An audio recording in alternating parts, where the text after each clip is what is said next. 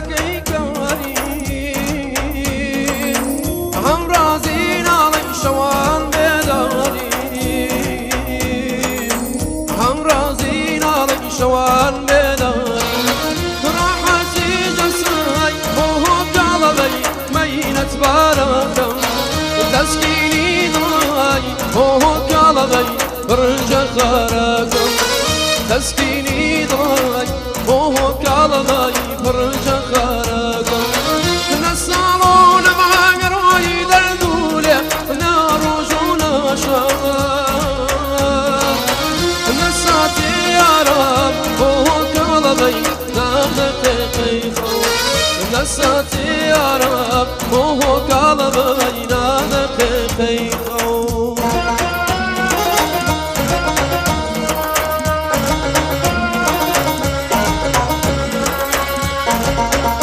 شواش هنرمند آقا مرتضی باقری و صاحب منتظر موزیک پنل آقا مرتضی باقری هرشی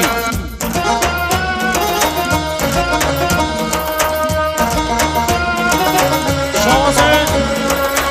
شهرام رسولی پیغمبر رسولی آخرم به آقا سعید درویشی شواش شهرام رسولی لطرف آقا کامران خزایی مرسی آقا کامران لطرف شواش تک تک مهمانان عزیز شواش کلیه مهمانگر لطرف شادمات مرسی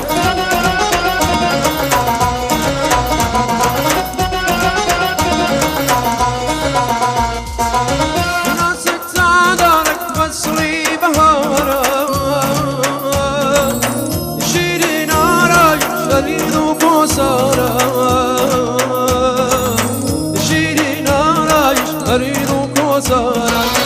فوق صفاسا فوق علبي هوا وسلبات لدوري ياري فوق علبي نيم ياخونا